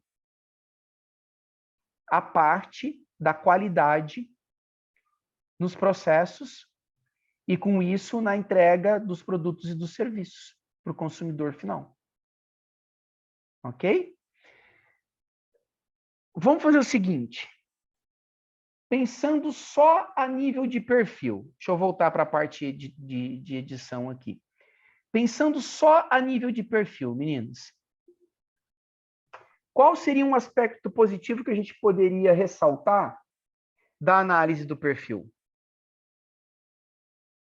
Um dispositivo de forma geral? De forma geral, um aspecto positivo em relação a esse resultado aqui do perfil, ó. É que ele realmente tem os competidores que ele quer para aumentar o mercantil. Show de bola! Hoje existe na empresa um percentual predominante de competidores. Uhum. Perfeito, perfeito. Show de bola. Qual que é um ponto de atenção que talvez seja uma força antagônica a isso? O segundo perfil, né, que é contrário ao que o CEO deseja. Exatamente. Controle, né? Ter como segundo perfil predominante os cautelosos. Cautelosos. Que está em segundo lugar aqui, ó. Bem próximo do competidor. Porque eu tenho Diferença muito pouca, né? 31,3 para cautelosos e 35,8 para competidores. Agora é óbvio, de novo, a empresa XPTO, a gente está analisando ela como um todo. A gente não está analisando ela por departamentos, correto? Uhum. O que acontece quando eu coloco, por exemplo, esse percentual muito próximo de competidores e de cautelosos? Não vamos pensar em departamento, vamos pensar assim, ó, a empresa é um galpão gigante, tem lá 230 pessoas, todas trabalhando junto. Aí eu tenho Um bloqueia o outro, né? competidores e cautelosos, um bloqueando o outro. Um bloqueando a força do outro. Tem como essa galera conviver em harmonia? Não. Muito difícil. Se eu for pensar no que o CEO quer da empresa, eu posso enxergar que aqui existem alguns privilegiados. Os competidores são mais valorizados do que qualquer um dos outros perfis. E aí eu vou ter uma galera que vai estar muito desconfortável, que representa mais da metade dos colaboradores da empresa. Essa galera toda aqui está muito desconfortável, porque provavelmente o que é representado como o que faz a coisa acontecer é esse bloco de colaboradores. E aí, não tem certo ou errado. O que a gente tem que entender aqui é o seguinte: é uma estratégia da empresa? Se sim, tudo bem. Só que hoje a gente tem um movimento muito forte da sociedade como um todo, dizendo para as empresas assim: empresa, o seu objetivo é só ganhar dinheiro? Ou tem algum propósito por trás disso? Se for só ganhar dinheiro, enquanto você estiver pagando minhas contas, eu estou com você. A partir do momento que você não pagar mais as minhas contas, eu me pirulito daqui. E a gente passa a ter um turnover alto dentro dessas galeras aqui, ó. Um outro aspecto que a gente poderia colocar como força antagônica ou ponto de atenção aqui é o seguinte: os competidores são os competidores têm forte tendência para serem intra e empreendedores individuais. Uhum. Também tem um turnover aí, então. Essa galera aqui, se você não aumentar o salário constantemente, não oferecer opções de ações constantemente, se você não mostrar que tem perspectiva de crescimento, e eu falo por conhecimento de causa, eu sou um competidor, você começa a ter problema com essa pessoa. Porque ela quer crescer sempre mais. Ela não quer ficar estagnada. Vai chegar uma hora, se ela não conseguir intraempreender, ela vai empreender individualmente. Eu entendo que ela precisa realmente, para você manter ela dentro da empresa, tem que mostrar para ela, ó, para você chegar a ganhar X, valor que você quer, 2X, você tem que fazer esse caminho. Ela é competidora, ela vai atravessar o que for para chegar nesse X. E quando ela chegar, ela quer mais, ela quer mais. Então, essa faria sentido para essa pessoa permanecer na empresa. E você consegue entender o desafio disso? Porque se a gente analisar aqui, ó, é muito comum, às vezes, esses Pirâmide, caras né? não quererem dividir o bolo. Sim. Exatamente. E aí, provavelmente, os protestos, né? A falta de valorização do chão de fábrica que faz as coisas acontecerem. Exato. A gente tem que separar o joio do trigo, né? Mas, por exemplo, já foi constatado e é fato que existem centros de distribuição da Amazon em que os colaboradores têm tempo programado para ir no banheiro. Sim, tem uma situação muito séria que vazou de colaboradores que deixavam garrafa d'água do lado para urinarem na sua estação de trabalho. Gente, que horror. É. Ponto escravo mesmo. Tudo isso em prol do ganho de mercado. Olha o ponto de atenção aqui. Mas aí que tá, se a gente for bem a fundo também, a gente percebe que nem você falou no começo, eu vi para alugar a Mercedes, eu não tenho a Mercedes. Ou seja, eles ficam tão impostos de algo ilusório que eles não têm, porque eles não querem dividir a fatia desse bolo, que eles acabam gastando, tenho certeza, em turnover. Ficar gastando em treinamento, em de novo ficar ali contratando novos funcionários, então eles vivem no mundo da ilusão. É um mercado difícil esse, não adianta. É difícil porque a visão deles é sempre a curto prazo. Eu falei até do livro do Salib Neto ontem. Deixa eu pegar aqui. Cadê? Ah, tá aqui, ó. Peraí. A gente falando mal da empresa, eu já vou colocar no meu carrinho lá da Amazon. Boa. Boa! Ó, esse livro aqui, ó. O Novo Código da Cultura. O Código da Cultura. É muito bacana porque ele é muito didático. O Novo Código da Cultura. E aqui eles têm vários cases e uma empresa que está há alguns anos já, tá, Milena, fazendo essa transição de uma cultura que era eminentemente mercantil. Vou até mostrar aqui para vocês, ó, é muito legal esse case. É o case da Ambev. Bebe bebida? É o case da Ambev.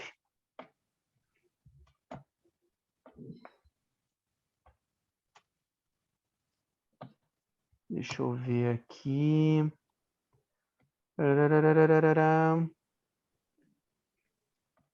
Aqui, ó. Aqui, ó. Os 10... Opa, peraí que eu não estou enxergando aqui. Dá para vocês verem? Os 10 princípios? Deixa eu aumentar aqui. Agora vi. Em breve. Os 10 princípios da Ambev. Aqui, o José Salib Neto e o Sandro Magaldi, eles falam assim, ó, e o dono da Ambev, que é o Paulo Lemann, é amigo do José Salib Neto. E aí que o José Salib Neto escreve assim, ó, é possível perceber, falando da Ambev, né, a presença da cultura mercantil na Ambev, na forma das pessoas se vestirem, nas suas instalações e no vocabulário utilizado. Então, quer ver alguns dos vocabulários aqui? Deixa eu ver se eu acho aqui. Ó, as críticas que eles fazem. Em seus princípios, a palavra inovação não é citada em nenhum momento. Outra crítica que eles fazem. O incentivo ao aprendizado dos colaboradores também não está no documento. E aí uma outra questão que eles colocam aqui, ó. A parte de desenvolvimento humano não é uma das preocupações principais da empresa. O importante é vamos bater meta a qualquer custo. Esse a qualquer custo Tem custo. tem um custo alto. Esse a qualquer custo tem a ver com o ponto de atenção. Empresas de mercado que geralmente têm esse mindset trazem pessoas com perfil competidor, e aí não tem nenhum teste que avalia ética e moral, e às vezes pessoas com perfil competidor que passa por cima de qualquer cartilha de ética e de qualquer cartilha de moralidade. Tudo em nome do vamos vender. Vamos fazer o negócio acontecer. Vamos passar por cima de todas as regras. Faz sentido isso para vocês? Já viveram isso alguma vez na vida de vocês? Constantemente. Constantemente. E assim, trabalhar com alta gestão que pensa dessa forma, talvez de todas as culturas, na minha humilde opinião, seja a mais difícil. Porque muitas vezes fere princípios básicos de valores que são fundamentais. Do próprio consultor, né? Esse é o problema. Porque às vezes a gente tem que agir de forma imparcial, mas se fere a tua ética, o teu comportamento, como que você vai dar continuidade, né? Então, Não tem jeito. Não faz sentido. Não faz sentido, a não ser que você faça o jogo. Né? A não ser que você faça o jogo. Por exemplo, eu conheço consultores que fazem esse jogo, do tipo, não, beleza, legal, eu consigo fazer o negócio acontecer. Só que é o seguinte, você vai ganhar muita grana, e aí eu não vou cobrar mais por hora, eu quero um percentual em cima da grana que você vai ganhar. faz sentido. Uhum. Entendeu? Sabe do desgaste que vai ter, né? Daí Sabe sim. do desgaste que vai ter. E aí, meninas, com isso, a gente termina aqui essa parte de perfil. E eu queria saber de vocês como é que foi essa análise do perfil, como é que foi esse panorama do perfil para vocês? Eu sei que a Aline já trabalha com isso há muito tempo, a Milena fazia análise de perfil no outro emprego dela, né? Como que foi para vocês terem esse aprofundamento maior? Faz muito sentido, né? Eu percebi que podia ter aproveitado mais ainda se tivesse conhecimento antes, mas eu sei que veio no momento certo esse conhecimento. Com certeza. E, lógico, quando a gente vai falar até da aula anterior, né? Eu linkei algumas coisas, hoje mesmo já consegui ver com outros olhos as empresas que eu dou no consultoria, então, tipo, abre muito a mente, né? É muito confortante, porque daí vem aquela coisa do controle, da segurança, que daí você sabe que você está seguindo também, que vai fazer sentido para a gente e para a pessoa que está dando consultoria, né? Então, é muito bom. E você, Aline, que Jean, trabalha com isso há muito tempo já? eu acho que o que mais é interessante é esse link com a cultura. Eu acho que isso que faz o tchan, assim, que realmente faz muito sentido, né? A cultura expulsa ou ela reforça o comportamento, né? Ou tem esse outro lado que realmente, né, o que você mencionou, da pessoa, né, segurar a seu próprio perfil para poder sobreviver no ambiente, né? Uma coisa que eu faço no dia a dia, que é muito difícil, mas eu faço. Então, ter esse, é o que a Milena falou, você começa a olhar com outros olhos as coisas acontecendo ao seu redor. E é o que mais clara, né? É trazer para a consciência mesmo esses gatilhos que são que a gente vivencia no dia a dia, que são as pessoas. É interessante porque a gente, como consultor, sei lá, eu me identifico com um tipo de perfil. Aí eu começo a pensar, será que é o tipo de mercado que eu quero estar? Aí você começa a pensar até por ti mesmo, né? Tipo, autoconhecimento mesmo. Será que eu Nossa, consigo? bela Eu gosto do reflexão. mercado que eu tô, eu gosto do mercado que eu estou, mas será que eu consigo mudar, então, a cultura deles? Aí você pensa, vá, já é muito mais. Então, você começa a entrar em parafuso. Confesso que deixou uma pulguinha também. A hora que o Jean falou do perfil competidor e tal, né? Porque eu também sou, eu lembrei na hora que você falou assim, de tem que ter uma meta, né? Ele tem que saber onde que ele quer ir para crescer. E eu lembro certinho quando o Jean falou para mim, em 1 ano você vai ser promovida, né? Tem essa perspectiva. E eu falei para mim mesma, em 6 meses eu vou ser promovida. E aí, com 5 meses eu fui. Eu quero superar a meta. Tipo assim, eu não falei para ele, mas para mim eu falei, com 6 meses vai acontecer. E aí aconteceu. E olha que interessante, né? Por exemplo, a gente teve experiências em comum, nós três.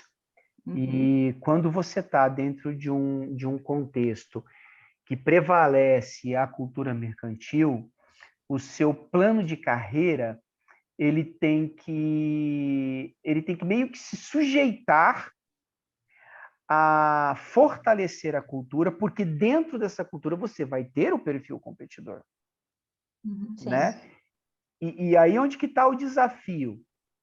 Por exemplo, se a gente está dentro de uma estrutura em que, sei lá, cabem 3 níveis de analista, e você precisa acelerar o processo de um nível para o outro, para você manter o colaborador. Chega um momento em que, por acelerar o processo, os níveis se esgotam. E aí você tem que criar mecanismos ou de transições verticais ou de transições horizontais. E aí você precisa criar vários níveis horizontais, se não for possível os níveis verticais, mas vai chegar um momento que os níveis horizontais, eles não vão saciar a sede. E a gente está falando de 3 competidores aqui, gente, né? Não vai saciar a sede. E a empresa ela tem que pensar nisso. E hoje, o que o mercado está fazendo? Cara, é opção de... Hoje eu li eu assino a newsletter da Startse, e hoje eu li na newsletter da Startse. É opção de ação. Não tem jeito. Né? Se vier com o mindset, eu sou o dono dessa bagaça, eu lutei por isso, eu não vou dar 0,1% para ninguém, muito menos para colaborador. Vai perder gente boa, vai perder talento. A perda de talento hoje não sustenta o negócio por muito tempo. Não. É um custo muito alto, né? É um custo altíssimo. Eu não tenho Altíssimo. noção, mas eu sei que é alto. Eu só sei disso porque eu vou mercado. Mas Existe uma média, Milena, que é a seguinte: assim, a grosso modo, você multiplica o último salário da pessoa por 4. Então, por exemplo, se aquela pessoa ganhava R$ 2.000, a saída dela naquele momento vai te gerar um déficit no caixa de R$ 8.000. Só que se você quiser se aprofundar de fato, existe uma planilha da GUP, que é uma startup, uma plataforma. Essa planilha da GUP, você consegue baixar ela e você analisa dentro da planilha, inclusive, o tempo que você leva para colocar uma outra pessoa performando no lugar daquela que ela saiu. O tempo que você leva para preencher aquela vaga. Tudo isso você vai colocando essas informações. Às vezes, eu fiz isso para uma franquia, tá? Uma franquia que perde, por exemplo, um comercial, ele vai ter ali um gasto para repor aquele comercial de aproximadamente R$ 10.800. Se você tem a troca de 4 comerciais ao longo do ano, eu estou sendo generoso, hein? Se você tem a troca de 4 comerciais ao longo do ano, você está falando em sangrar em mais de R$ 40.000 o caixa da empresa. Caramba. Imagina uma Interessante. biomédica. Imagina uma Muito biomédica. É mais. isso que eu estava pensando agora. Depois eu falei, gente, imagina uma biomédica. Imagina uma biomédica, muito mais. Porque você tem que computar esses valores não tangíveis. Você tem que computar tempo de treinamento. Porque não adianta só treinar. Performance e tudo, né? Porque, olha só, tem o tempo de treinamento, mas tem o tempo de maturação para performance. Deixa eu entrar num detalhe. Vamos lá. Pensa comigo, mas é difícil no mercado encontrar X funcionário. Eu entendi que o funcionário é muito valioso nesse momento, por isso que o RH, ou quando a gente faz uma entrevista, ela é muito minuciosa, porque a gente precisa, não pode errar. Já vi que é alto. Só que se você entra num lugar que não tem profissionais, você está tendo que aceitar esses profissionais, não tem como mudar. Isso daqui tudo cai por água abaixo. Aí, aonde que está o problema, se chama, vou falar no teu ouvido, tá? Modelo de negócio feito errado. Foi criado um modelo de negócio, aí esse negócio foi colocado em prática, a hora que você para pensar, você fala, caraca, tem algum gap nesse modelo de negócio. Entendi. E aí você percebe Faz que o sentido. modelo Porque de daí, se negócio você tá errado. pega o CEO, ele é extremamente impulsivo, ou seja, ele não viu nem na cidade, nem o ponto, como é que se chama? Esqueci o nome, o ponto que põe, né? A unidade. Não foi elaborado. Né? De localização. Não foi elaborado. E daí, a hora que tem que montar a equipe, não tem. Porque o modelo de negócio está equivocado. Então, se tiver que mudar, é lá em cima. Sim. É o modelo de negócio. Aí você tem que mudar o modelo de negócio. Mas daí sai da minha mão de consultor. Aí sai da mão do consultor. Exatamente. Por exemplo, eu prestei consultoria para uma empresa que ela trabalhava no ramo de seguros. Quando ela montou o modelo de negócio dela, todo mundo achou assim fantástico. Por quê? A área de seguro é mais ou menos como a área de cartório. Ela é muito engessada. Para você vender seguro, você tem que ter um profissional certificado pela Funenseg.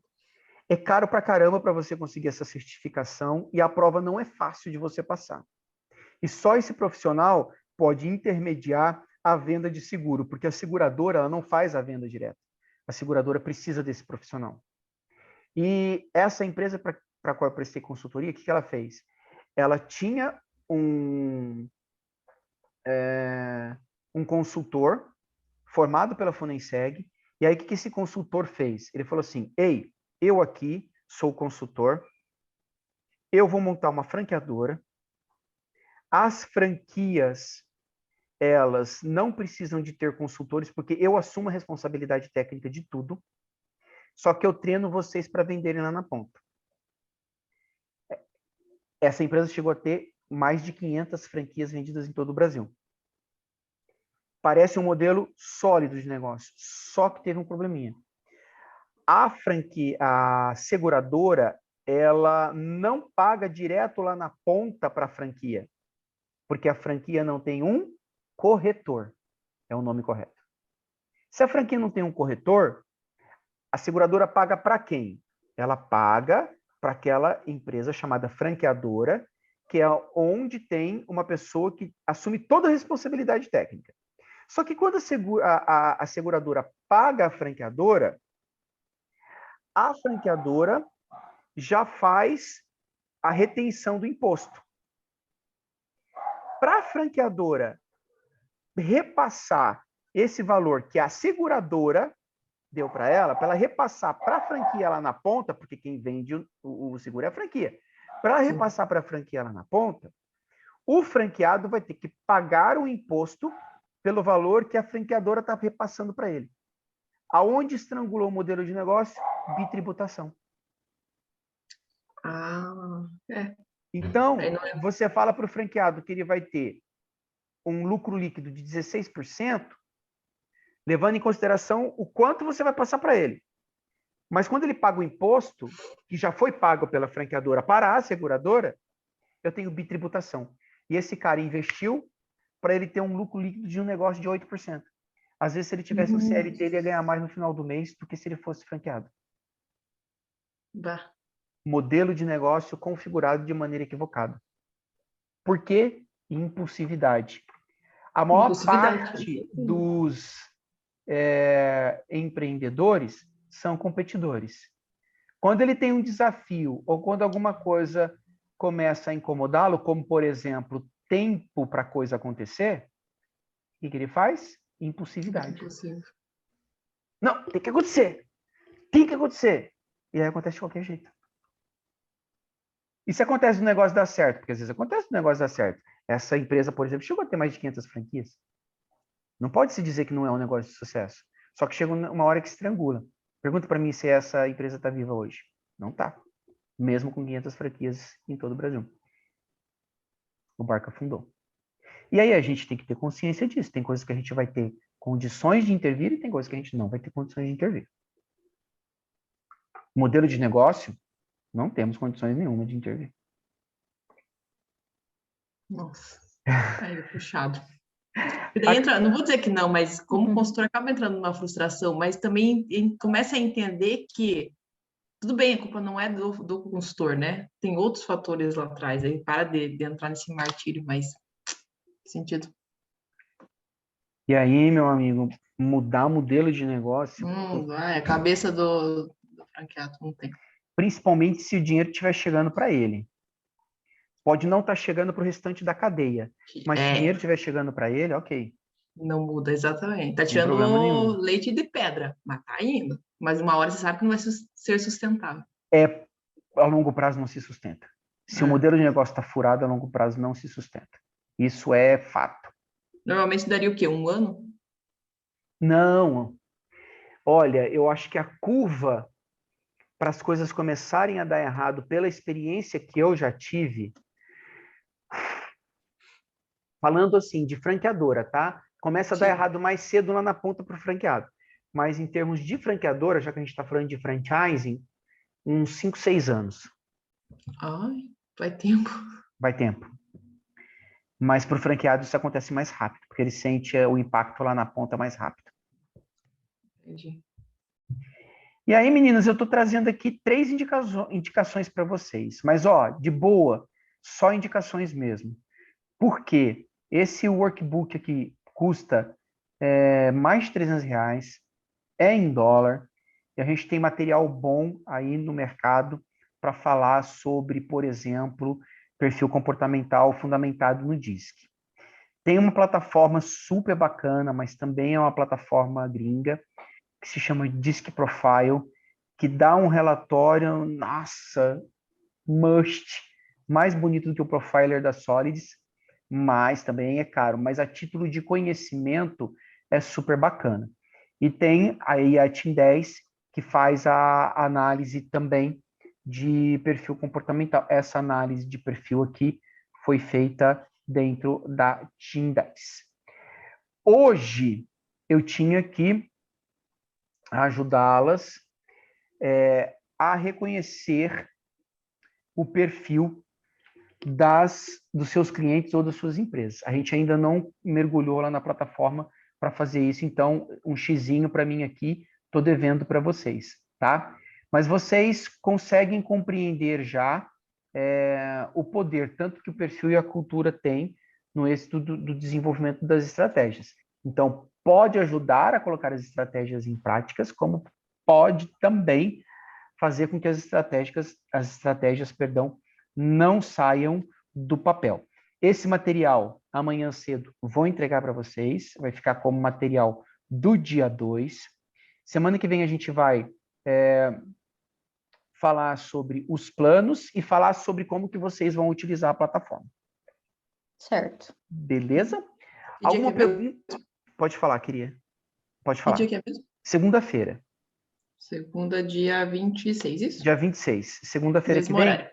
E aí vocês se organizem para a gente estender um pouquinho mais. Eu programei segunda-feira que vem para 3 horas. E aí vocês se organizem para a gente estender um pouquinho mais. Hoje a gente foi sem intervalo também. Foram 2 horas aí no batidão. Eu não sei como está passando para vocês, mas para mim está passando muito rápido essas 2 Tá horas. mesmo. Super Tô rápido. vendo aqui. Bem rápido. Meninas, valeu a pena vocês destinarem 2 horas da vida de vocês para a gente estar falando sobre perfil hoje? Com certeza. Com certeza. Show de bola, então. Bom descanso para vocês. Fiquem com Deus. Amanhã cedo eu mando o material. Excelente final de semana, descansem bastante, curtam as pessoas que vocês amem, para vocês chegarem energizados na segunda-feira, beleza? Combinado. Bom final de Beijo, semana, gente. bom Tchau. descanso. Beijo, fica com Tchau, Deus. tchau. Amém, tchau.